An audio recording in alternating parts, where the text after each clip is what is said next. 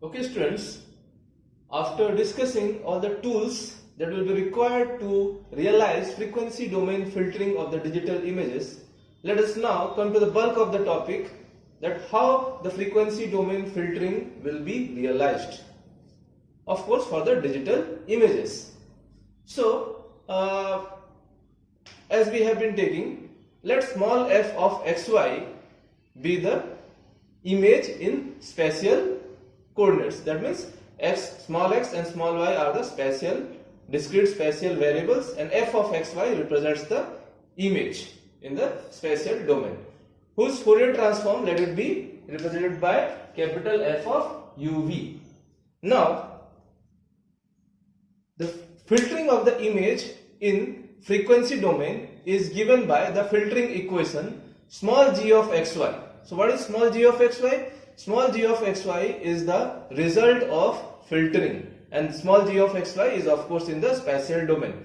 So small g of xy is given by Fourier inverse of the product of the Fourier transform of the image and the filter function h of uv. So h of uv characterize the filter in the frequency domain.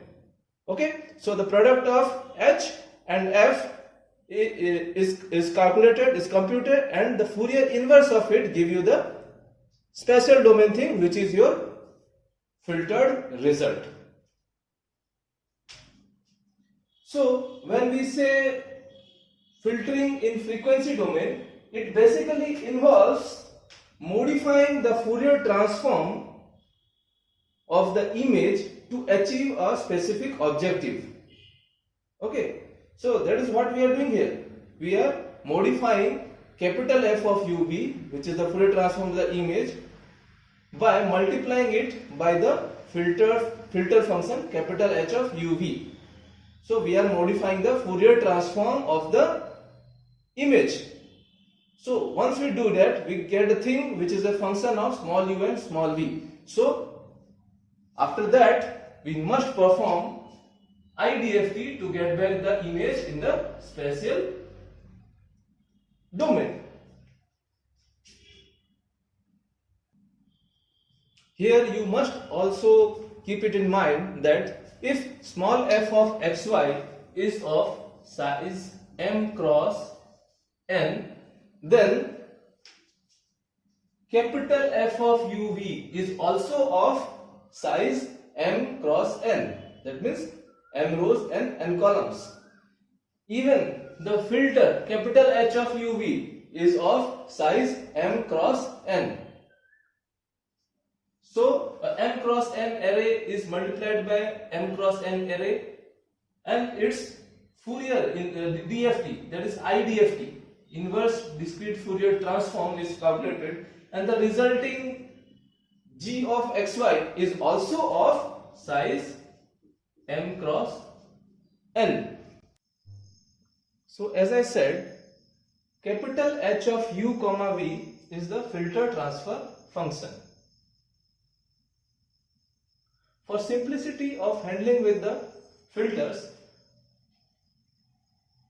we try to keep h of uv such that it is centered symmetrically. That means if this is the graphical representation of capital H of u comma v, then we try to keep the point u equals to 0, v equals to 0 at the center of it.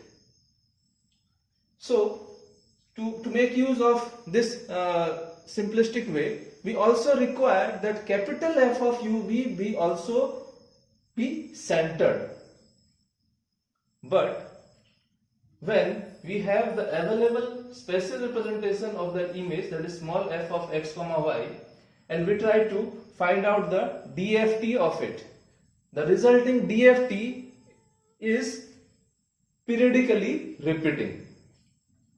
So the DFT is an array ranging from 0 to n minus 1 on the v-axis and 0 to m minus 1 on the u-axis. So in the DFT, within this span of m cross n size, we get the 4 quarter periods, the 4 quarter periods of the original period. When I say 4 quarter periods of the original period, that means this is the complete period actually. This is one complete period. This is one complete period. This is one complete period, and this is another complete period. But when I find out the DFT, I get a m cross n array which is of this form, and this contains the 4 quarter periods of the actual complete period. So this is the, if this is the actual complete period, so this is the third quarter period, and from this complete, this is the fourth quarter period, and from this complete period we get the second quarter period, from this complete period we get first quarter period. So each of these comprise the 4 quarter periods of the actual complete period of the DFT.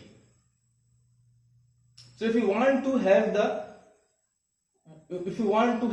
the actual period, and that is centered, then you have to shift this whole periodic spectra by m by 2 and n by 2. So like you have to perform like capital F of u minus m upon 2, comma v minus n upon 2, n by 2. You need to do this thing. So what it will do, this is m actually, this is m. So if you need to perform this, you need to shift the spectra in a way u is shifted by m by 2 and v by n by 2. What it will do? In this scenario, the 4 quarter periods were meeting at this point.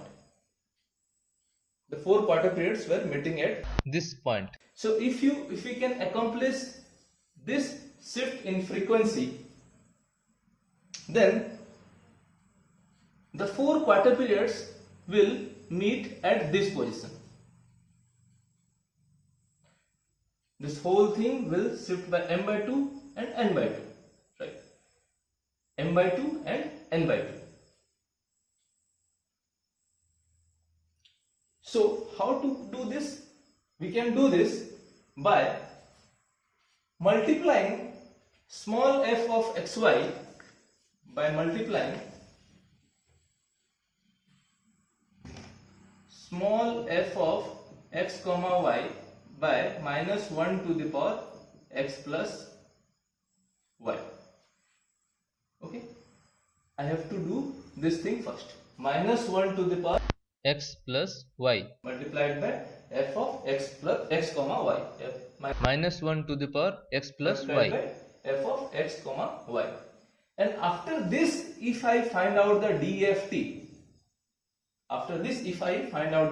DFT, this will accomplish me this frequency shifting. That means that 4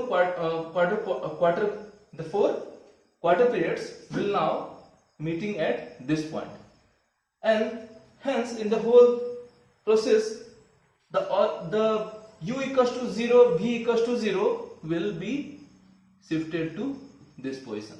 And this is what we wanted. We wanted to keep the f of u be centered. So by doing this thing, we are trying to make a frequency shift like this, and we'll be able to make the capital F of u be centered. So now we have two things, both the things accomplished. That is, capital H of u is symmetrically centered, and also by doing all this thing, okay, by doing this multiplication before we make the DFT, we are also making sure that capital F of u is also centered. So this is called the frequency rectangle. So in this manner we are able to make sure that capital F of uv is also centered in this frequency rectangle. That is u equals to 0, v equals to 0 is at the center of this frequency rectangle. Now the question arises how to relate the frequency components of an image and to the respective information they convey in a particular image. So to have a basic idea of that, you should understand that this point on the UV plane represents zero frequency. Zero frequency signifies the average intensity in an image. In your image f of xy, small f of xy, the u equals to 0, v equals to 0 point on this frequency domain plot will represent zero frequency, and zero frequency signifies the average intensity of the image. As you move away from the center, okay, so as you move away from the center, the frequency is increasing. The frequency is increasing radially. So this is a bit higher frequency, this is a bit more higher frequency, this represents a bit more higher frequency, and likewise. So higher and higher frequency as you go radially outwards from the point of u equals to 0, v equals to 0. Now as I said, zero frequency represents the average intensity of the image. The lower frequencies represents the slow changes of intensity in the image small f of xy. As you move ahead radially outward, the high frequencies, the higher and higher frequencies will be representing faster transition of intensities in the image.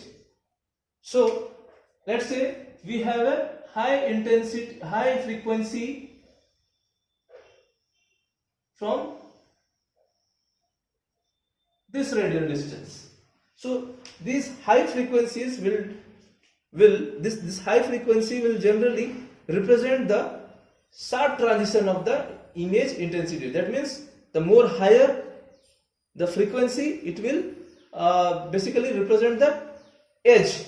What is an edge? Edge is a sharp transition of the intensity in the image. So higher frequencies will represent the edge information in an image small f of xy. This is how you can relate with the frequency components to the intensity variations in an image. So when you have a low pass filter, what does a low pass filter do? It allows, or it has a good gain for lower frequencies, whereas it attenuates the higher frequencies. So basically it is trying to allow only those frequencies which presents the slow transitions in an image. Low frequencies correspond to slow changes. So the slow transitions will be allowed to appear at the filter output. Whereas since the low pass filter attenuates the high frequencies, it is basically de-emphasizing the sharp transitions. So you will lack sharp transitions being represented in the output image. So the output of a low pass filter will be only slow transition of intensities. That means the output of a low pass filter will be a blurred image. Similarly, for a high pass filter, you can talk about a high pass filter will allow only the high frequencies beyond a particular cutoff frequency to be appearing at the output of the filter, whereas it will attenuate all the frequencies below the cutoff frequency. So obviously the slow transitions in the intensity, the slow transition of intensities in the image will be de-emphasized, whereas the sharp transitions in the image will be emphasized. That will be only getting represented in the output image. So the output of a high pass filter will be such that only the edge is highlighted, whereas the slow transitions of intensity will be, that information will be not there in the output image. If you see here, we have a product of capital F of uv and capital H of uv. That means two functions as a function of frequency has been multiplied. Multiplication in frequency domain is equivalent to spatial domain convolution.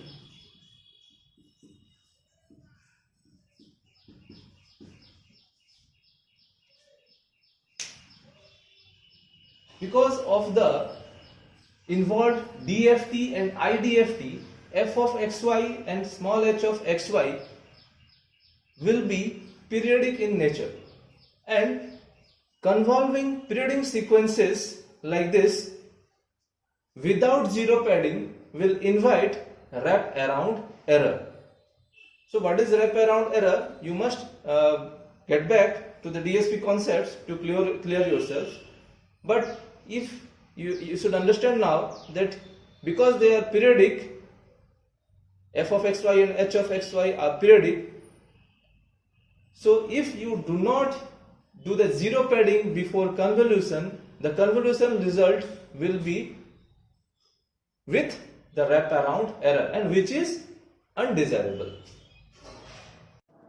To demonstrate you the effect of wraparound error in digital images, I am referring to figure 4.32 in the Gonzalez and Woods book for digital image processing.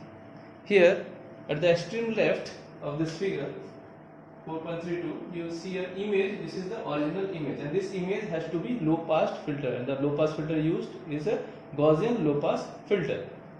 So you see here, this is the result of low pass filtering when the image is not zero padded. So there is a blurring at the top edge, there is a blurring at the bottom edge, there is a transition from black to white, so there is a blurring to be expected. So there is a blurring here, there is a blurring here also, but the blur is missing here, the blur is missing here, and that is undesirable for a low pass filtering processing. So in the image C, if you see, this is the result when the f of xy had been zero padded before going to the filtering stage. So here you can see blurring is seen at all the edges, the bottom edge, the top edge, the rightmost edge, and the leftmost edge.